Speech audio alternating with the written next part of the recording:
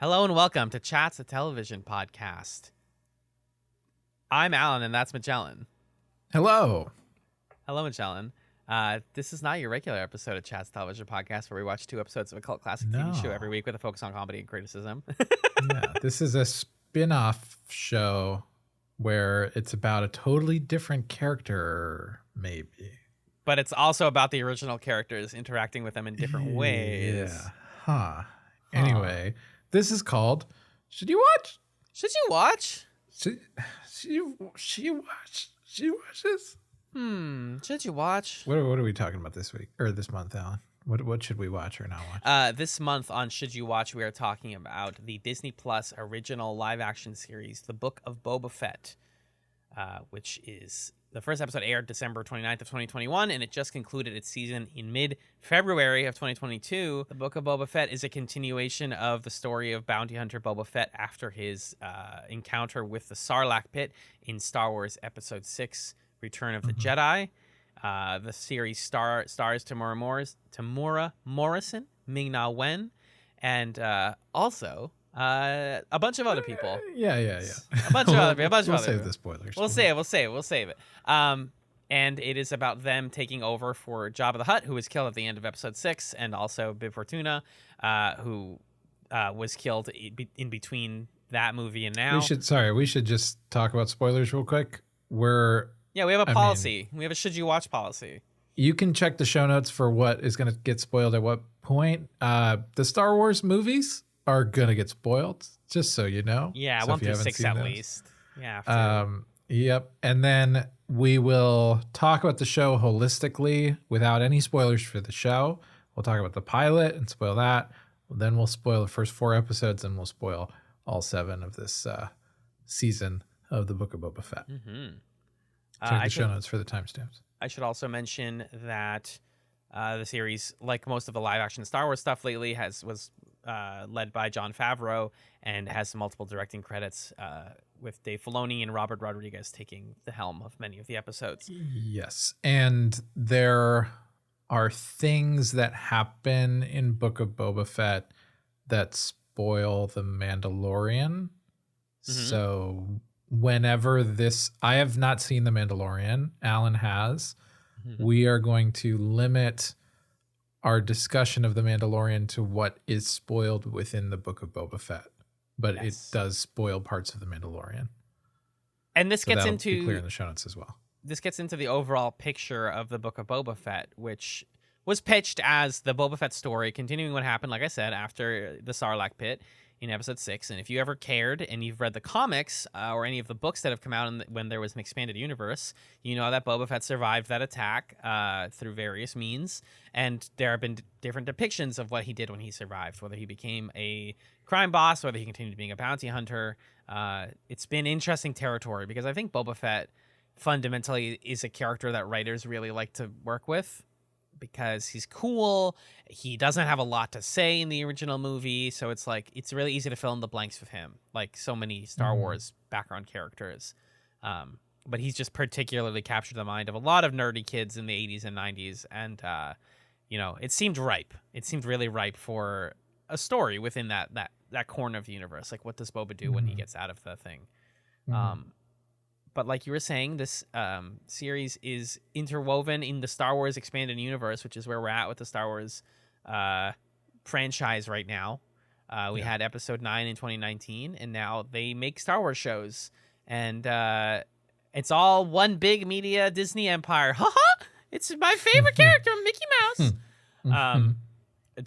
That's not copyright infringing. Don't beat me up, Disney. I'm sorry. I want to ask you, first of all, so you checked this show out because we were talking about it and because you're a Star Wars nerd, correct?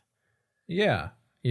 I am not that interested in Boba Fett. I'll be totally honest. Same. To me, he strikes me as the epitome of like what I'm not that into about Star Wars, which is, whoa, that guy has a cool suit and flamethrowers and a jetpack. But everything's about him, and like, let's just make a bunch of stuff up.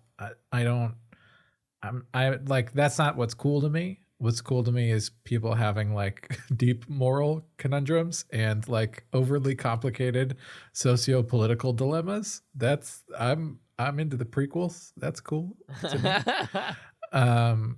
So yeah, I don't really find Boba Fett that interesting. I do find the criminal underworld of Star Wars interesting and compelling. I will say that. And so Boba Fett's world I'm intrigued by, but not him as a character. And I sort of missed. We piloted The Mandalorian, so I'm sure I talked about this in the pilot chats of that, which you can check out on our Patreon. The little plug for the Patreon, maybe about a year ago or more, or I don't remember. Pilot chats The Mandalorian is the episode folks are looking for. Yeah, you can check it out on our Patreon. But I sort of missed the boat on when The Mandalorian first started, and my character flaw is that when I miss the boat, I then stubbornly don't watch things that I missed the boat on. He decides to walk instead, except he's on the ocean, so it's really hard. Yeah, exactly. So I haven't seen The Mandalorian, and at this point, I'm like, nah. But yeah, I watch this because it's like a Star Wars show that I know the character, and so I maybe have an entry point, and I want to see what Star Wars TV looks like. How did you feel about this as an entry point into the Star Wars TV universe? It's not. Oops. It is not one. If you are okay, I don't want to spoil anything, but this is sort of a Boba Fett spinoff, and it's sort of The Mandalorian season 2.5. And so you had a theory about this. Here's my thinking. I can't remember where I read this, but a little while ago I read that. So if you're a streaming platform, right, the thing you care about when you are choosing what shows to put on there, what shows to produce, the thing you care about is subscriber dollars. Is this show retaining subscribers? Is it converting people into subscribers? Is it bringing people back who lapsed in their subscriptions? Mm-hmm. And Netflix, I think, in their early experimentations with Netflix originals, determined that there's, and again, I think I'm going to try to look this up and link it in the show notes so that I can source this claim. But I remember reading that there's diminishing returns after 2 seasons of an original show, where after that point, it's not doing the sort of conversion to get people to subscribe that would justify the company deciding to continue it, even if it's a really popular show or a well-loved or a well-reviewed show. It might not be bringing on new people or bringing back people. And so my theory is that in order to juice The Mandalorian, they put out a show called The Book of Boba Fett. And people are like, cool, Boba Fett. I know that guy. Entry point into Star Wars TV. And then The Book of Boba Fett is like, yeah, you got to watch The Mandalorian. We gotcha. And people are like, oh, okay, all right, I'll go watch The Mandalorian. And so it's a way to get people to watch and talk about The Mandalorian by pretending like you're giving them something else, but you're really just giving them The Mandalorian. And that made me mad. I was not a fan. You got Disney. You got Disneyed. And like I got Disneyed, yeah. It's a thing. I also am up to date on the Marvel Cinematic Universe, and this is just the formula that they have for TV on there. Is like everything feels independent and can be marketed as self-contained, but is not really. Whether it's Hawkeye, whether it's the Netflix shows, whether it's the Falcon and the Winter Soldier, or even WandaVision, all of them are self-contained. Loki especially are contained, but not really contained, just so you feel a little bit of FOMO. And something to be aware of if you're like, I'm a lapsed Star Wars fan, I thought Boba Fett was cool in episode 6, should I watch the show? Is like, you're gonna be a little bit lost after a while. Like, you'll be able to watch probably about half the season, maybe more, and then you're gonna be like, oh, just be that's my looking out upon the entire series without getting into it. That's my warning, my cautionary tale. Yeah, and it's like, I don't know, it's such what a great problem to have. Like, our beloved franchises are now producing media that's too interconnected and rich in story for us to keep up with. Like if you had presented that problem to me as a high schooler who adored Star Wars and was starved for Star Wars content, I would have been like, what is wrong with you? Just watch all this great Star Wars TV. Yeah. Don't you want to watch But all of it? right. But there's just like, I don't know. There's this sense of fatigue with, like you said, the machine of how this is produced and the like naked capitalist incentives at play that make it hard to blissfully enjoy this new era of Star Wars TV or whatever. And, you know, I'm going to watch Obi-Wan and I hope it's good. I hope I don't have to watch anything else in order to understand it. It's probably going to tie into something. Probably going to tie into like the Clone Wars or something. Who knows? Yeah. And so, yeah, it's this media empire that, you know, it attempts to include everything and say, well, isn't it exciting that we're smashing all the action figures together? And it's like, well, I think that Star Wars worked because it's like poetry, it rhymes, the infamous George Lucas quote when he's talking about the prequels. Right. And it works because it's like, oh, this is invoking something from the past. But Star Wars at its worst, like in the sequel trilogies, for example, was overly referential and like absolutely obsessed with just recreating and referencing the past. And that's what the Book of Boba Fett falls into, is being like, yeah, but you know who else is here? You know who else is here? But you know who else is here? And it's like, guys, like, I just want to watch a show that is about something. And I think the truth of the matter is we might be a little bit old for this, which is depressing to think about. But, like, I think, like you said, if I was in high school, this would be the dopest thing in the world. We're sort of too old for this, but also this show asks a level of, like, attention to everything that's come out and like attention to the discourse around things that have come out, that it makes me think like this isn't a show for kids necessarily. Like it is in the sense that it's like pew pew Star Wars, wow, that's so cool, but it's a show for the people who are fans of the Mandalorian, I think. And I don't know, like we're too old for the prequels for sure. Those are kids' movies.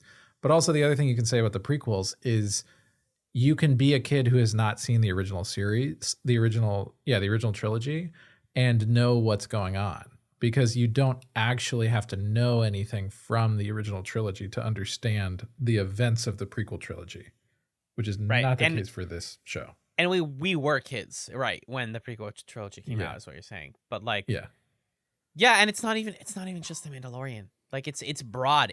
You're looking into a void when you start watching the Book of Boba Fett, and it's like, I think to my last big point without starting to get into the actual like content of the show is, at the very least, what I wanted to come here to see is Boba Fett being cool, because Boba Fett was always cool. It's just that he didn't have anything to do, and then he got swallowed up by a pit and was in there for like years. And like it was just done. So it's like, okay, I want to see him like use the jetpack and use the flamethrower and like say cool one-liners and like be a badass. And they choose to characterize Boba in some interesting ways here. I think part of it is just that Tamora Morrison is an incredibly talented actor who brings a like, he's great, a like not warmth, but a like sort of a kindness to Boba Fett in this that I really enjoy. Yeah, like a wisdom. He brings wisdom to it. Yeah, he's not just here to be a cold killer. I think this has become a common thing in the like expanded universe. Fleshing out of the bounty hunters is like, oh, actually, they were really nice, or they were really cool, or whatever. And so their choice is, instead of being like, isn't he a freaking badass? It's like, yeah, well, also like running a criminal empire is like very hard, and you're older now, and you need to be in the back to tank for longer, and like your body is deteriorating. So this is like an older Boba Fett, and that's something I genuinely like a lot about his characterization here, is that they didn't just make him gritty and like grumpy and sad. He's like a guy who cares about people and who like listens to the people who are down on their luck and tries to help them out. Yeah. I think we're starting to move into things that are explored in the pilot. So maybe we can just say at this point that we're going to spoil the pilot of the show. Does that sound good? At this point, if you're listening, you've watched the pilot of the Book of Boba Fett, or you don't care about spoilers. Or you don't care if we spoil it, yeah. I totally agree with you. I think there are really great ideas about how to characterize Boba Fett, because, to be perfectly honest, Boba Fett is not characterized in the original trilogy. He stands around and we don't know what his deal is. And everybody was like, that guy. I want him as my action figure. And yeah, in the pilot, the setup is, so how much of this is set up in The Mandalorian? I know you told me this, but I couldn't fully remember. He just like kind of pops up and it's like, oh my God, it's Boba Fett. It's a plot line that involves Cobb Vanth, the guy played by Timothy Olyphant, who's like a mercenary in Mandalorian season 2. And it's just like Mando is like going around doing stuff and he's like, hey, wait, I know that armor. And then he like does some investigating, finds who the armor belongs to and goes, oh my God, Boba Fett. And then they hang out. And they do stuff. Great. So we know Boba Fett's around. We know he's alive. And in this episode, we start to explore two things. How did he get to the place that he's at, where he's trying to run what was once Jabba the Hutt's criminal empire, what was once Bib Fortuna's empire, what is now his, presumably, although he has to sort of prove his leadership and his ability to hold authority.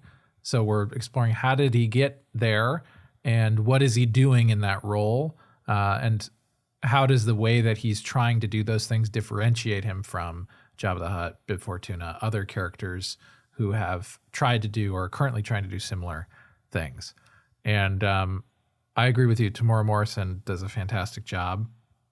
And I think I was like not that interested in this story at first, and then I became super invested in it by the time we got about halfway through the season. Yes, and so the other thing that I guess because I'm okay talking about Mando season 2 stuff here now, right? I would say don't spoil anything that is not said or depicted in this show. Okay, well, yeah, no, in this show. I just mean that what we knew going into this, if you have watched Mando season 2, is Boba Fett's alive, and he has a partner, and he's taking over for Jabba. Yeah. So the final shot in the post credits of that is him being like, "It's my," like he sits on the chair, and then it says the Book of Boba Fett coming in 2021. So that's like where we came into this from. So like started doing the pilot and being like, here's how he survived. He like sucked oxygen out of another soldier's like helmet for like presumably years to survive in the Sarlacc pit. Yeah, he said he was in there for years. That's wild. That's pretty hardcore. I wish they actually like underlined that more because it's kind of briefly touched on. Yeah. And he was in there long enough for the Empire to fall. And he's in there for a while. Breaks out and then tries to find all of his stuff. And his story early on in this pilot especially is like, hey, it's kind of speaking of Boba as a more empathetic character, what if Boba Fett was what did you say, the last samurai? Yeah. Yeah, that's essentially what happened. What if we were less racist about the Tusken Raiders, but also like it's in a different way, exactly. Racism. Yeah, exactly. Because he meets up with some Tusken Raiders and they have some adventures. So like, I guess we're doing Tusken Raiders now, but we're not gonna call them Sand People. He's earning their respect. Yeah. He earning water from them. Like that's what the show is here so far. Yeah, yeah. He's initially forced by them to dig for water, and then over the course of the first couple episodes, he develops a bond with them. In the present, Boba Fett is dealing with the various players in the Mos Espa scene. People come to pay him tribute, except there's this one guy who doesn't pay tribute, who's there on behalf of the mayor. And I about lost it when I recognized him as Dave Pasquesi of TJ and Dave, a luminary of the improv world.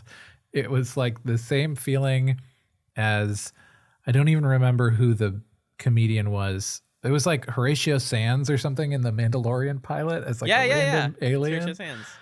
So funny. Dave Pasquesi is great. He's a little too like Dave normal Pasquesi. Of a person and like jokey, but it's very enjoyable to see him be this sycophantic Twi'lek guy. It's really entertaining. There's more than a few. It's just a thing in the Jon Favreau corner of the live action Star Wars show universe. Is like, here's some obscure ass comedians. They're like, Brian Posehn is an alien. Like, what? Or Dave Pasquale as an alien? Like the pulls that you're like, if you were a comedy nerd in the 2010s and you cared about improv and or you listened to Comedy Bang Bang, you're gonna constantly find yourself going, that guy, whoa, or that lady in some cases. It's really weird and definitely pulls me out of it. Although I think the makeup on Pasquale's character here, because he's a Twi'lek, is like pretty cool. He's got orange skin and it's great. Yeah. I really liked this show's embracing of makeup and practical effects, to the most extent that they could. Like, there are some rubber ass Gamorreans who are just dudes in suits, and some animatronic aliens, and I was into it. They need to do more of it. It's every time they do it, it's awesome. He's got his cool robot buddy. Apparently but he has the robot buddy in this episode, right? Because it's in the present. He has like his robot assistant. So that's first of all voiced by Matt Berry of What We Do in the Shadows fame, famous British comedian. And also 8D8 was in Return of the Jedi in a background shot in Jabba's palace. So they voiced and invented a character around a background shot character, which is really, I love that. That's great. That's the stuff. That's the stuff I'm here for. Yeah. I would say with the pilot though, I was a little bit confused that I realized the show was doing two narratives. Yeah. It forms the narrative pace of the season, which is that we have the past where Boba Fett is. We're seeing how Boba Fett got out of the Sarlacc pit, met up with the Tusken Raiders, does work with them, and then gets to becoming the crime lord that he is in the present, where he's dealing with present issues. And so the first chunk of the season is just here's that, and that's what we're seeing in this episode. And I was genuine. There was honestly points where I was like, I don't understand what where the split is, but when I rewatched this pilot, I realized every time it's the back to tank. The back to tank, yeah, is how they separate it, which I think is smart. Yeah. Also, what's up with flashing back to the prequels? It makes me so happy when they actually acknowledge the prequels and things. Oh my god, him seeing his dad get killed. It's yeah, he would have dreams about that. That would affect him as a character. Yes, the prequels do exist. Finally, I love it. My investment was valid. Yeah. And it felt like the show is worth its time when it's here's what Boba Fett's like when he grows up. Here's what his character's interiority is. Yeah. And here's what those Gamorrean guards are doing. I kind of, are those the same guys from back in the day? Probably. I'm not sure, but I remember there being a pair of them, and I like to think these are the same guys. I hope it's the one that Luke force choked. Yeah. And he's I'm still doing my job. It was a rough time. Guy. I had to go to therapy for a while after I got nearly choked to death, but it's okay. I'm around. Should we expand to talk about the first 4 episodes and these plot lines in more detail? Let's do it. So I want to keep talking about the characterization of Boba Fett because initially I was my reaction to this was, man, this is so ridiculous. If somebody's here for a Boba Fett show, they want to see Boba Fett being a bounty hunter. That's his whole thing. That's what people want to watch.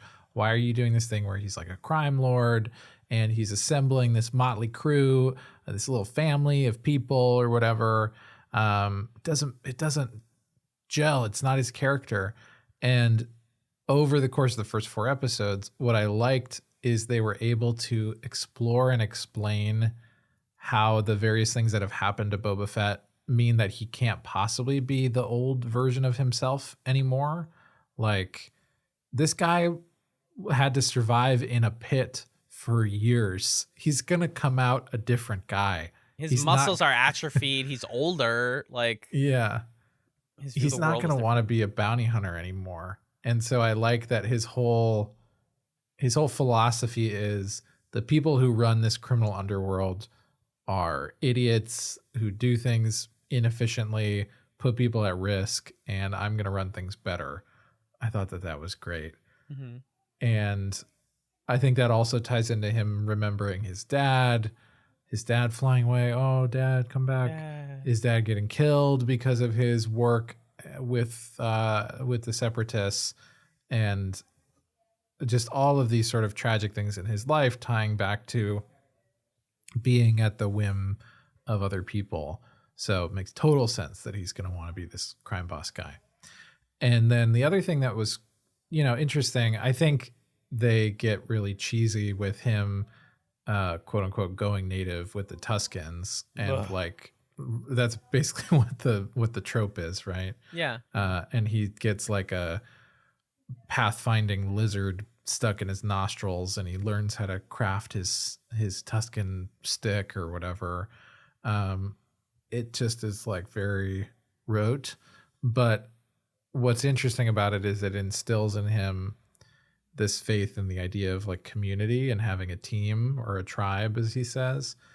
And what I was thinking about was interesting about that is like, on the one hand, Boba Fett is like his father in the sense that he is ruggedly individualistic and hard-headed and ambitious and all of these things. But Boba Fett's also a clone, and it makes me wonder if there's some part of him that shares the propensity that the clones have to want to be part of a whole part of a battalion in camaraderie with each other. So I found that really interesting, and I was hoping they would maybe stamp that or like talk about that more directly. Like, Boba Fett isn't just a guy, he's a clone, and there's something in that that's interesting to explore that they didn't really touch, but I think resonates with the whole like, we're a family, let me bring together all my people kind of thing. Yes, I definitely think that's the case. And I know though too that like, having watched, I've watched 3 seasons of the Clone Wars. They do talk about how like the clones were implanted with more of that like camaraderie nature, and Boba Fett was not, because he was like the untouched clone who gets as close to Jango's DNA as possible. But like, yeah, he still has that. There has to be something fundamental about him that wants to be part of a group. Yeah, no, and I know that is said in the prequels. I'm just wondering if there's even something where like they thought that they programmed him to be individualistic, but maybe there's like some unavoidable aspect of being cloned, like that you can't program away almost. But, anyway. Yeah, and the other thing that we're talking about the first 4 here, correct? Yeah, so you can talk about anything you want in the first 4. Fennec Shand is reintroduced. Fennec Shand, played by Ming-Na Wen, who's a great presence here. I think she's played a little bit, not flat. She has like some of the better action scenes, and this bumps me into my problem with Boba Fett at this point, 4 episodes in, which is like, Boba Fett is the least actiony character in the Boba Fett series. He does the least amount of fighting, the least amount of shooting, and like he does the most talking, I guess. But like, Fennec has the like high-flying rooftop chase scene where like the assassins try to kill him and then she like chases them, and she's got the cool helmet, so it makes it really easy to have a stunt double through her scenes. But like, they introduce all these other cool people. They have this Wookiee bounty hunter, Chrysanthemum, who's trying to like attack him, and that guy's great, and that guy's from the comics, I guess. Okay. They have like different huts. They start really fleshing out like what Mos Espa has. Like, what's the deal They here? have the cast of Yellow Jackets show up to be a biker gang. Yeah, that was controversial when fans were watching this for the first time, because I believe it. Boba Fett is like hired by Stephen Root, who plays like a random dude, to be like, hey, like these kids didn't pay for my water. I want to like I'm Nestle. I have a monopoly on water. And he looks into it, and it's a bunch of teens. The main one being played by the same person who played young Natalie in Yellow Jackets, our last Should You Watch episode. And they're a bunch of teen bikers who Majan, when we were watching this one together, was like, what's he gonna ask them to work for him? And they're like, we don't have work. We can't find work. And then he goes, what if you worked for me? And I was so into it. I was like, because I was bored of the past stuff. I thought that all of this like Stranger in a Strange Land, Boba Fett learning from the Tusken Raider stuff, like, yeah, I not I that got bored of interesting. it really quickly. Yeah. It just wears out its welcome really quickly, and this stuff was like brought some much needed energy into the present. But I think the most evident thing of like the perfect example of what I'm talking about, where Boba Fett feels underpowered, is there's this great chase scene where the bikers like go and chase Dave Pasquase's character because he runs away and tries to hide secrets for the mayor, Mok Shaiz, who's voiced by Robert Rodriguez, by the way. And they catch him, and then Boba like lands on his car in his jetpack, and it's like, why did we do a chase scene? Boba Fett is the guy. He has a jetpack. That's his thing. Let him use the jetpack. Yeah. But they wanted to show off these cool bikes, and I think that's partly where the fans were like, why are there like, we don't see a lot of teens in Star Wars. We either see adults or children. Right. There's like no middle ground. So it's really interesting being like, these are the youth. This is like what poor people in on Tatooine are like. Yeah. And they just happen to have really stylish motorcycles, which I guess is like a nod to George Lucas's like motorcycle obsession from the 70s. Yeah, they looked a lot like real motorcycles. Also, these kids are like from a cyberpunk story. Like they do body modification type stuff, and it's like tonally they're clashing with everything else that's going on. They're not really part of this like sort of Godfather mafia story that Boba Fett's playing out. But I was also kind of into it because seeing Boba Fett babysit a bunch of teens was entertaining to me. And we also get flashbacks, speaking of the body modification, to him meeting Fennec Shand, which we didn't see in Mando. That's like not, they just know each other. You're like, okay, these people are cool. But he like takes her to get healed up, and then they're like, we have to get rid of her. I think her arm, and they replace part of her, a bunch of different parts of her with cybernetics. And it's like, it's like 2 seconds of, oh my God, am I still human if I have cybernetic parts? And then the show's like, no, we don't got time for that. Let's move on. And so the show feels like it's building to something about like community and like how we're going to save this part of Tatooine. And like, he's got these Gamorrean guards and he's got Fennec, and like, it's great. This is the Boba Fett show. We finally come into our own. And we have a villain now. We have the Pike Syndicate. I think the first few episodes also suffer from not having a clear villain. It's implied that Mok Shai's the mayor here is like this Celestin dude who just is hiding out in the background and clearly working against Boba Fett. But he's not a Celestin. Sorry, he's a Ithorian. Ithorian. I remember. No, it's all good. So I like this is a case where you can correct me. And he's like recruited Chrysanthemum, and you're like, okay, he's got allies. And then episode 4 ends, and he's like, we need another ally or something. We need more allies if we're gonna fight the Pike Syndicate. Yeah. He's got a Rancor. I loved seeing gosh dang Danny Trejo. That was so exciting. So good. What a great cameo. Danny Trejo's the fucking Rancor tamer is so funny. It's hysterical. Oh, and it's entirely based on the 1 second shot in episode 6 where the Rancor dies and the guy who the owner is like, oh, like he cries. It's like the most sad, like true sad moment in Star Wars. Yeah. And so they made Danny Trejo be the Rancor tamer, and it's like they really lean into Boba being like, I'm gonna ride it. I love this boy. This is my son. I love the Rancor. Yeah, the parts of Book of Boba Fett where it's like, hey, this is a sequel to Attack of the Clones and Return of the Jedi, and that's it. That's delicious. What we're doing. We're doing all the episode 2 stuff, all the episode 6 stuff, and that's the show. I love it. When they do the Bossa Nova remix of the Cantina song, when there's the twin Hutts who hang out and talk just like Jabba did, it's great. All of that stuff was very entertaining to me. There's an evil Wookiee. I mean, come on. Very fun. Yes, an evil Wookiee with lightning brass knuckles, basically electrified brass knuckles. That's awesome. Robert Rodriguez knows how to direct action scenes. When there are action scenes in this, it's pretty fun. Yeah, the direction is great on this show. They break into Jabba's palace when Bib Fortuna's in charge, and they fight the sous chef droid. Very good. Yeah. Very good. That shot where he's got his ship back and he steers it to look into the Sarlacc pit to look for his armor. Super cool. Awesome moment. A lot of great, cool stuff riffing on just that material from the first couple movies. One of my favorite lines, by the way, before we talk about the next phase of the season, is when Boba Fett is like recruiting those teens who are stealing the water, and he's mad at the guy who's hoarding it. He has this throwaway line where he says, "I grew up surrounded by water," and it made me think about like, yeah. Boba Fett grew up on Camino, and now he's on Tatooine.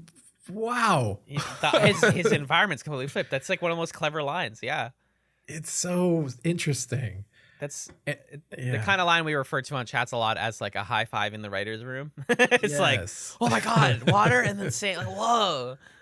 Yeah. So I loved episode 4 when we see how he meets Fennec and they get his position all figured out. We finished up the flashback stuff we're poised to figure out, okay, how is shit going to hit the fan in Mos Espa? And then she suggests that they hire reinforcements for the incoming war. And at this point, I would say, should you watch? Definitely. This is the show you've been wanting. It's building up to something. But what is that something? And then January 26, 2022, all of our lives were changed as Bryce Dallas Howard returns to direct, because she directed episodes of season 2 of Mando. And and the crew working on... Sorry, we're about to spoil the rest of the season. Okay. Yes. Sorry. Yes. Thank you. Just to be clear.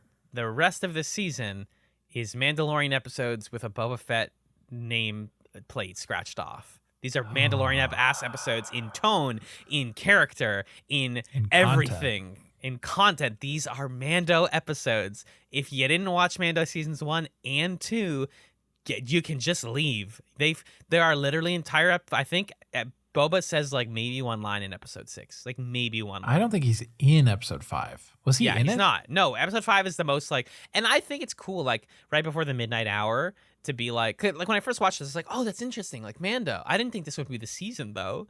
But to do one episode of like, and now something completely different right before the finale, that's a good idea. That's an interesting thing. But to tie it into the like weird lore, because I was disappointed by Mando season 2. I think it just leans a bit too hard on, hey, guess what? References to the past over and over again and bringing back characters you've seen before. And now we're doing it. We're doubling down and referencing Mando. And the episode is called Return of the Mandalorian. Ugh. So you having not watched Mando season 2, were you just like, what the fuck is this? Like, why it was this? Fucking inscrutable. Like episode 5 hits and I do not know what's going on. And Mandalorian, from my perception, is a boring character. I mean, maybe he's more interesting in his own show where I know more about him, but he's just this guy who walks around. He's like, the code, the Mandalorian code. Dang. That's the way you got to do it. And all of these other Mandalorians are yelling at him. And the one lady, it seems like it's this really plot important moment where there's a fucking dark lightsaber or something. And he's like going through some trial to see if he's going to be in charge of the Mandalorians. And then he like loses, or he almost wins, but he took his helmet off at one point. So he's in trouble. And it's like, why is this here? This feels like it's resolving or addressing something from The Mandalorian that belongs in that show. Yeah. And it's like being jammed into this other thing. I appreciate what you said about like, okay, we're about to go into the final thing. Pause. Let's bring in the rest of the characters who are going to be there. Like Mandalorian's going to be there. We're going to bring in the people from Timothy Oliphant's town. We're going to bring back Baby Yoda. We're doing all this stuff. So we got to get all our pieces into position. And I think that works in a show that's like, this wants to be like the Game of Thrones of Star Wars, basically. Yeah. Where you have this huge ensemble cast, and you can do this to your audience where you say like, okay, we're about to do the big fight, but we're actually for a couple episodes going to go over here. And a show like Game of Thrones can do that because it's on the tin that that's what Game of Thrones is. It's about the world, not about one character or one group of characters. Right. And it's about all of these characters sort of rotating around this common thing, which is the Game of Thrones. Like we're going to engage in conflict over who gets to rule this country. And they're trying to make that happen out of two shows that are much more like, I don't know, Breaking Bad or whatever. I can't even think of prestige shows with a single protagonist, right? Mm-hmm. Like that's what The Mandalorian is on the face. That's what the Book of Boba Fett is on the face. And I'm all here for a show that's like, hey, it's like Game of Thrones, but it's Star Wars, and we're going to tell this huge sweeping ensemble thing. But to cram it into this show where you brought people in by saying, it's Boba Fett. It's Boba Fett. And then to do this, I was very frustrated by it. Like it feels deeply deceptive. Frustrated. Yeah. It feels like a fucking Trojan horse operation or Yeah. something. Because when I paused the episode and I'm like, I literally multiple times was pausing part 5 being like, am I still watching the Book of Boba Fett? Like, did I like put the wrong thing? I had to put the wrong thing on. I'm watching Mando right now. And it's been a year since since Mando season 2. So I was like, okay, maybe I'm forgetting something. Like, who are these characters? And no, this is billed as the Book of Boba Fett episode 5, Return of the Mandalorian. And it just is a Mando episode for all of what that means, like obsession with like armor and honor and the Mandalorian culture, and like I think that stuff's a little bit cool, but also the heavy-handed references to more past stuff like the Darksaber, which they introduced in season 1 of Mando, and they didn't introduce, they reintroduced it into the live action world. It was just for some background, folks, because I have invested in this stuff. Introduced in the Clone Wars as like a Mandalorian artifact, brought back in a major way in Star Wars Rebels, in a big way with an arc with a character on Rebels, and then kind of like put away and forgotten about. Like, okay, we took care of the Darksaber. It's so powerful, and as they describe it here, if you swing it without working with it, then it's very heavy. And he fights Paz Vizsla, who's Jon Favreau, who's voiced by Jon Favreau. And like all this stuff, and then it's like him getting the Razor Crest back, and you're supposed to care about the Razor Crest, and I'm like, I watched Mando, and I don't care about his ship. It's kind of cool, whatever. I liked Baby Yoda, and then he's like, well, I gotta go make armor for Baby Yoda, and I have to bring it to him, and where is he? And like, I'm gonna go back to the thing, and it's like, dude, you stop. And what I think works about Mandalorian in his own show is Pedro Pascal manages to make that character, and pardon my French here, really gosh damn sexy without a face. He's like so hot without ever seeing his face, and he just doesn't have that here. So this is a boring episode of Mandalorian. Is the problem for me? It's like I'm the intended audience. That's like I've seen all of it. I've seen most of Clone Wars, and I've seen a lot of Rebels, and I'm still like, this is an okay episode of Mando. But what am I watching right now? And it's like what. It totally fucks with what is the like unifying concept or thing of the Book of Boba Fett. I don't know. Get all your friends together and hang out with them because friendship wins the day. Like suddenly it makes what was going on with Boba Fett's story much more anodyne, and it doesn't interrogate like Boba Fett is a guy who wears armor that is like Mandalorian in appearance, and when people saw the Mandalorian, it's like, whoa, is that Jango Fett? Boba Fett? What's going on there? Whoa. And this show doesn't like engage with that or interrogate that at all. There's a brief exchange where Boba Fett's like, man, you believe it? That's that old honor code stuff. Come on. Make that the reason that the Mandalorian's in the show. If you're going to do that, I'm interested in that. What does Boba Fett think about Mandalorian stuff? Because he's essentially appropriating Mandalorian culture by like walking around with the armor on, and like, let's talk about that. But now there's like a crest and the Darksaber, and now you're banished, and it's silly. There's like literally one conversation I think in episode 7 where they talk to each other. It's like before the battle, and they talk about like, are you willing to die like for your thing? And it's like, well, I'd rather die honorably. It's like, okay, that's it. That's the connecting thing. But like, do more of that. Like, all it does is it builds them up to fight with each other, and it gives Mando something to do where he can bump into 17,000 different cameos from the Star Wars universe, which becomes embarrassing by episode 6, where I'm like, I'm embarrassed that I understand these references. That was my take. Because episode 6, from the desert comes a stranger. He runs into, let me just go down the list here, Cobb Vanth, who's from Mando season 2, played wonderfully by the very handsome Timothy Olyphant. He's a cowboy. What if a cowboy was in Star Wars? Yeah, he's basically just Justified. What if Justified was exactly? And they're gonna make more Justified soon. So like, why? Right. Why? He had to get killed off in this so he could play the character in its original show. Yeah, Raylan Givens, my man.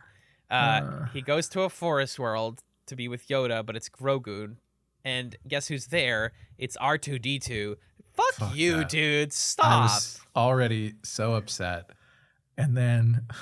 Ahsoka Tano, who continuing going down my list. I'm not gonna spoil her situation in the Clone Wars because I haven't seen all of it, but I know what happens to her. She obviously lives through it because this takes place after the Clone Wars.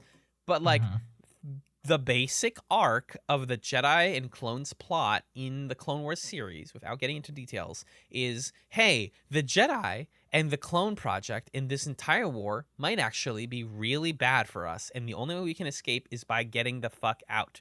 From my perspective, the Jedi are evil. Exactly. It's that sentence brought out into 7 seasons of TV, but and less corny. Yeah. And so Ahsoka Tano, who's like the fundamental center of that, as Anakin's apprentice, to then come out and be like, well, but we're going to make a school. We're going to make a new Jedi school. And Grogu can be with us. Is like, what are you doing? What do you think Star Wars is about? What do you... Yeah. It's like, if you're going to reference it, at least reference it accurately. Like, I just fundamentally disagree with how their interpretation of Ahsoka, because she's such a good character in Clone Wars and so important to like the show critiquing the Jedi, that to bring her back and be like, and Luke's here and Grogu's here and blah blah blah. It's like, guys, you can't just. I recently rewatched Rise of Skywalker, and I had the exact same reaction in that movie, where there's a moment where you hear her voice.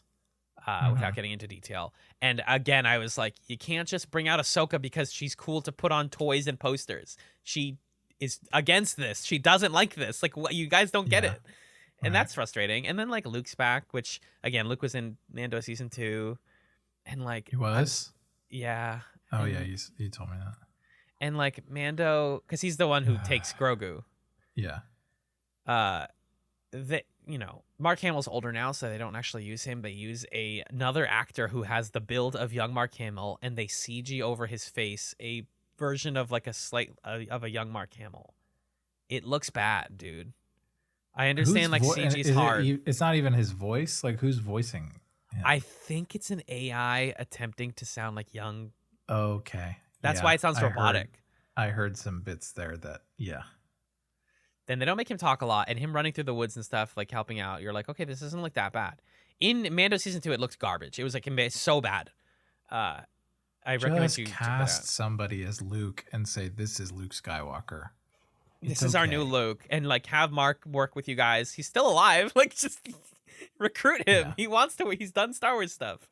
If I get to be Mark Hamill's age and I still have to see them puppeting Mark Hamill's visage around their fucking movies and TV shows, I'm going to cry. Like, yeah, but it's Disney. So like, they're gonna hand him a check. They're handing him a bajillion-dollar check. Like, we're gonna use your likeness. Thanks.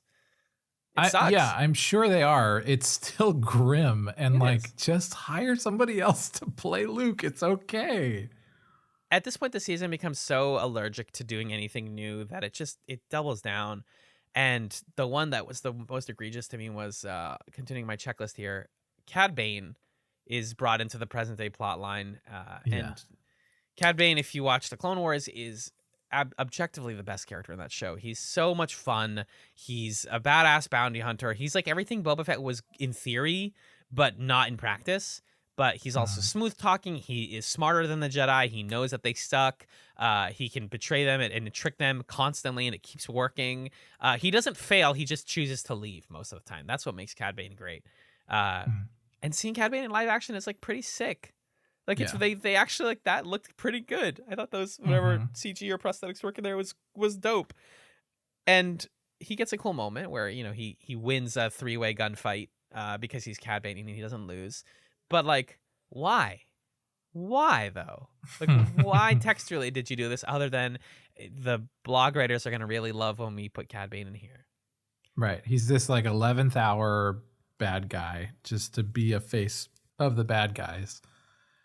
And it's also just this strange thing to me where all of this stuff gets shoved into Boba Fett and gets resolved in here for, I don't really understand why. Like, this character, Cad Bane, who was in the Clone Wars and has been this character for so long, dies here in Book of Boba Fett.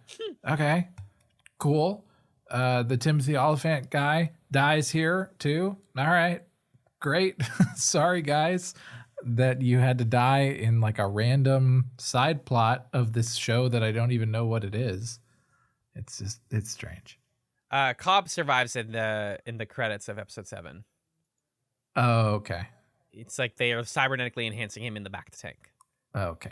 So Cobb Vanth is still alive, which they're going to do. They're supposed to do season 3 of The Mandalorian this year. It's like I think it's the next Star Wars thing. It might be before Obi-Wan, probably after at this point. I don't know the timeline. But yeah, Cad Bane is back and then gone, and Cobb Vanth is back and then taken care of, and it's like, what is this anymore? We're just gonna like, it's smushing the action figures together. It's selling me on like, hey, remember that guy? Yeah, that's pretty cool. Like, and it's corny and it's bad. And if you watched this for the first half of it, and then now you're like, why am I watching this? I'm watching it to finish it at this point. Yeah. And they have this whole plot about Grogu having this choice of like, do you take the chainmail and stop your training, or do you take Yoda's lightsaber and we're going to train you as a Jedi? And you know that he's going to take the armor because he needs to be in Mando season 3 so he can keep selling toys. Right. Like, you know, we can't, this is not a fake choice. This is the illusion of choice. Right. Also, not enough people have talked about her, but I think what makes the Mando Boba episodes good also is Amy Sedaris' character from Mandalorian is brought back. She's the mechanic that works on the Razor Crest. Yeah. And like, Amy Sedaris is so funny. I love her. I think she's one of the most talented comedians right now. What are you gonna say? You weren't a fan? I love Amy Sedaris to death. Yes. I did not like this. I think it was not well written. I don't know. It feels really out of touch with the rest of the show, but that's what I like about it. It's just like, what is this? Why? She's like a weird, like nerdy mechanic, overexcited, yells at her droids, all that stuff. I think maybe if I knew her already, I think she just is part of everything that I knew I didn't know. And so I was like, whoa, I'm sick of this. That's so big. But I'll have to see more of her from her own show. She's only in a little bit of Mando. She's not in like all of it. But yeah, also she just has an iconic voice. Like I could listen to Amy Sedaris read the phone book. Amy Sedaris is awesome. I've listened to her brother David read the phone book, but I would like to listen to her read the phone book. So again, speaking of like cool comedian, like deep cuts, Amy Sedaris. But yeah, and then the show ends. He successfully uses the Rancor, and fights people, and then kills Bane with his gaffy stick from the earlier in the season. Remember, and then Fennec kills the Pike boss and Mike Shais and everybody, and now we have Mos Espa, and Din Djarin and Grogu fly away, and Cobb Vanth is alive. I'm doing a fake smile right now, like and it's like, no, guys. I want to circle back just briefly to this choice that Baby Yoda sort of makes, but we don't see Baby Yoda make. Yeah. Because it's like such a squandered opportunity. This is the thing at the core of Star Wars, which is like attachments to other people. Are they good or are they bad? Bingo. And the answer is both. I don't know. We don't want to make a choice. And it's so like, it's upsetting, but also it speaks to why eventually Luke's new Jedi school fails. It's upsetting to see him reproduce the logic of the Jedi, which is like, you have to choose between your attachments or being a Jedi, when he was offered the same decision in episode 5. And he chose his attachments, and he went and he tried to save his friends. And you could argue that he made a choice that was foolish, but ultimately was the right decision because it helped him to learn about Vader's his dad and all this stuff. And the thing that saves Vader in episode 6 is the attachment between father and son. Bingo. So there's like this really interesting moral dilemma, but it's being offered by a CG robot Luke Skywalker to a fucking toy, and it's not even shown on screen. And you're like, of course the fucking toy decides to go hang out with his buddy because everybody in the audience is like, oh, why can't they hang out? They're buddies. It's a fake choice. It's not a choice because of that. We need to be challenged as audience members to think about something. And this is not at all challenging. Baby Yoda hangs out with the Mandalorian. That's what they do. They hang out. Yeah. Of course they hang out. We love to see them hang out. I do love. They're not hanging out. Why aren't they hanging out? Let's make them hang out. Let's make them hang out. Oh, good. They made them hang out. I feel good. Serotonin machine working again. Thank you. It's fucking infantilizing. I don't know. And Well, I do think Baby Yoda is adorable. And I was in on the memes when Baby Yoda was a thing. And I did, shed a little, not even a tear, but I was like, oh, when Baby Yoda made the Rancor fall asleep, that was so cute. Oh, Book of Boba Fett, the show where Baby Yoda puts a Rancor down for its nap. Yeah. I love that show. But still, just because it's working on me emotionally doesn't mean that it's working. It just means that they know how to pull at certain strings. That's so beautifully said. Just putting the thing in front of me and going, look, don't you like this? And I go, yeah, I do like it. It's like, okay, now say something else. Now do another trick. And they're like, no, we don't have anything else. That's what we had. It was, look, it's Ahsoka Tano. Yeah. I'm like, I fucking love her. I'll die for her. And they're like, yeah, here she is. She's played by Rosario Dawson. I'm like, sucks. Fair enough, dude. Fucking sucks. Fair enough. Oh, that's not enough. And I'm sorry. Like, whatever, guys. People listening to this who are like, Alan and Magellan, don't you know that this is how Disney works? Why do you guys keep falling for it? It's because, one, we're very earnest, and two, we like Star Wars. I continue to like Star Wars despite the fact that Disney refuses to let me like Star Wars. They want to keep shoving it in my face that they can do it poorly. And I'm like, no, but I believe you can do better. Do it right. And they're like, no, we suck at it. And I'm like, no, do it right, though. And I keep giving them chances. I will keep giving them chances, damn it. Oh, I'm going to watch Mando's. Thank you. I'm going to watch Mando season 3, okay? I'm going to watch it. I'm going to be caught up. I'm stuck on Mickey Mouse's Hellish Wild Ride. I'm paying for my stupid Disney Plus subscription. I can't get out of this. I'll watch Obi-Wan. Of course I'm going to watch Obi-Wan. No, don't watch Mando. Don't do that. Oh, if their goal with this show was to get people like me who didn't jump on Mando and are like, okay, Boba Fett, I know Boba Fett, I'll give it a shot. If their goal was to get people like me to watch this and say like, I guess I missed some stuff in Mandalorian, I should go back and watch. They didn't do it. They failed. Sorry. They didn't succeed. It failed. It failed. You didn't do what you were trying to do, which was get me to watch The Mandalorian. That was your purpose with making the book of Boba. It's an ad for the other show. Yeah. It's an ad. It's a sponsored ad, which is so corny and shameless that it's a thing that could only exist in the modern Disney era. And to our original question, to our enterprising, concept, should you watch the Book of Boba Fett? You already know the answer to that question. Right. I'm sorry to say, but we're invalidating our own premise here with this one. And we talked about this before recording this one, because I was like, Magellan, this show, you already know if you want to watch it. I've been saying this, but I think it's still interesting and important to consider why things like this happen and why we as consumers of media are okay with this and why shows like this still do well. Is because it's still sometimes I do just want to watch them reference the stuff I like, and that's okay. Yeah. If you're okay with reference heavy Star Wars nonsense, then you'll love all of modern Star Wars. It's all self-referential. Yeah. And I mean, I know we're sort of, roasting the show right now. And I do want to recognize the other side of the coin, which is it's pretty cool to have a Star Wars show cross over with another Star Wars show. That's a cool idea. Mm-hmm. I honestly would be down to see more of that happen. And I would love to be pulled along for that and to be the person who sees the second show come out and be like, oh my God, it's the character from the first show that I love so much. So in theory, I think it's a really cool thing. And the fact that this exists is great, but the question of should you watch with something like this is the same question people have when they go in for a Marvel movie.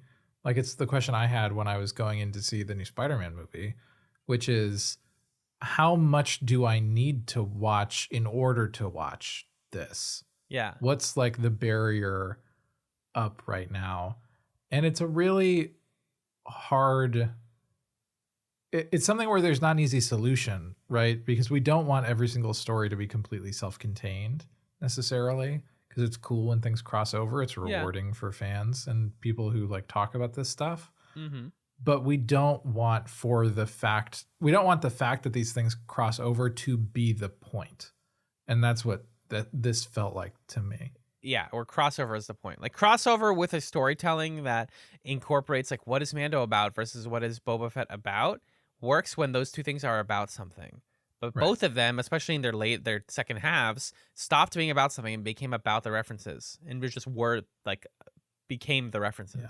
So It's cool when Buffy shows up in Los Angeles and she and Angel have to figure out their relationship or whatever. but Like, also it's that's cool to cool. just it's cool to hit watch other show, hit play. Oh my god, wait, but that's Buffy. Like I like crossovers. That's the other thing. Is like the Yeah, concept of a crossover is cool. Yeah. Yeah, that's what I'm saying. It's like a crossover's cool. But it wouldn't be cool if you were watching Angel season 1 and randomly there was an episode of Buffy season 7 or whatever in the middle of that season. I'm not watching Buffy. I'm watching Angel. Come on. I'll go watch Buffy if I want to watch Buffy. Yeah. You want me to go rewatch Mando? I'm not going to. Season 2 drags a lot. It has some cool parts, but it drags a lot. Yeah. Welcome to the welcome to Mickey Mouse's Wild Hellish Ride. There's no getting off. I'm stuck in the MCU. I'm stuck in the Star Wars Expanded Universe, and I'm having mostly a lot of fun in it. But I also acknowledge that it's a product, and I'm the customer. Like, that's part of it. I would love to see eventually us get to the point with Star Wars TV where we don't have to feel like we're selling it with like a character name that you know or a character image that you're familiar with, right? Mm-hmm. Where we can get past, we did the Boba Fett show, we did an Obi-Wan show, we did whatever, the Count Dooku prequel or whoever's next. We did the Han Solo movie, whatever. Like, let's get past that. They're doing an Ahsoka show next, which sucks. Oh, they are doing one? They're doing an Ahsoka show, yeah. Ugh, sorry. Maybe it'll be cool. I don't know. Anyway, I would love to see them get past that and then just say like, hey, this is Star Wars, whatever you want to call it. It's set in this time period, in this part of the universe, and it's like mostly new characters, and there's going to be a sort of ensemble storytelling approach where you're going to get all these different vignettes and stories over the course of the show. That would be really cool. I would like to watch that a lot. Do the thing where you're telling multiple stories from different angles of the universe. Do 2 different shows that run and interweave with each other, or spin off from that show to tell the stories of the characters that show up in that ensemble show. Whatever. That sounds great. Stop doing this thing where it's like it's the Obi-Wan show and then you watch it and it's like, but you gotta make sure you watch all 8 seasons of the Clone Wars or however many seasons there are in order to really understand what's going on. I don't want that. It feels afraid. It feels like it is afraid to just be its own thing. We just talked about this. 4 episodes of the Book of Boba Fett are just like, hey, isn't Boba Fett interesting? Doesn't he have a lot going on? You're like, yeah, he really does. And then they're like, all right, we ran out of ideas. And it's like, no, you didn't. You didn't even get to the conclusion of your point. You just said one sentence. Get back to that. And they're like, no, it's time for Mando. You guys like that, right? And I think what people loved about Mandalorian when it first hit the scene is like, who is this guy? Huh? He's not established. He's not in the Star Wars universe yet. He's a completely new person. He's talking to Werner Herzog? Yeah. And Horatio Sands? Huh? This is awesome. Sure. He's got a little baby Yoda with him. Why not? Yeah. That's weird. Just do more stuff like that. It'll be fine. They won't sell as well. That's all this is now. If it's a Star Wars on it, it'll sell fine. Wow. I can't wait to be in the next marketing meeting for this. I'm happy to announce I'm joining the marketing team on Disney Plus Star Wars. Yeah. I would do it. I would fix it. I can fix him. I think that job is now impossible for you to get. By saying this, yeah. By this podcast existing, you on record bashing the Book of Boba Fett. Take every time I've said damn it or crap or why to I love it. Let me ask you a question. Let me ask you one quick question. Sure. Would you recommend people watch the Book of Boba Fett episodes 1, 2, 3, 4, and 7? Why and 7? I guess for the action, like for the Because resolution. that's where it concludes. Yeah. If you care about Boba Fett, if you already have an investment in seeing what's up with Boba Fett, then yes, definitely 1, 2, 3, 4, and 7. Yeah. I don't like recommending skipping things, but 5 and 6 are episodes of The Mandalorian, so you can skip them. And They're not the just Book of watch Boba 1, 2, Fett. 3, 4, and 7 and get a complete mini series about Boba Fett. Mm-hmm. And there's going to be some stuff you don't fully understand, but I think You'll be that's the show. fine. You'll be fine. I agree. But if you have no attachment to Boba Fett and you have no attachment to Disney Plus or to the Star Wars Expanded Universe, don't watch this show. Don't even start with it. Yeah. Why? Right. What are you doing? That's why I said earlier, to answer our fundamental question here, you already probably know if you should watch this, or you already watched it. So that's our sort of negative, but also just like desperately wishing it was better take on the Book of Boba Fett. It's a frustrating 7 episodes. But you got a Baby Yoda's kind of cute, right? Like I would probably get a plushie. Yeah, right? definitely. Can you just say into the mic probably like approximately how much you would spend on a plushie just for me, just into the mic? Like in the 50 to 60 range, depending on how big it is. Cha-ching, cha-ching. Oh, my bank account just updated. That's awesome. Wow. Mickey Mouse. Sorry, I just love Mickey as this like evil corporate greed villain of the Disney universe. So that's what we have, folks, for Should You Watch on the Book of Boba Fett. I think that we'll try to we're talking about what we want to cover next month. Should we tell the folks now? Yeah, I think so. So, folks, next month we are talking about the Amazon Prime animated series, The Legend of Vox Machina, which is based on the Critical Role extended universe of actual play, YouTube videos, and podcasts. This is an animated series that's pretty self-contained from what I've heard. I'm not familiar with Critical Role. Magellan is a bigger fan of tabletop than I am, but we are both very excited for this. So check out The Legend of Vox Machina. We'll come back to talk about it next month. Yeah. And I want to shout out a couple of other things going on in the chat's extended universe right now. Yeah, do it.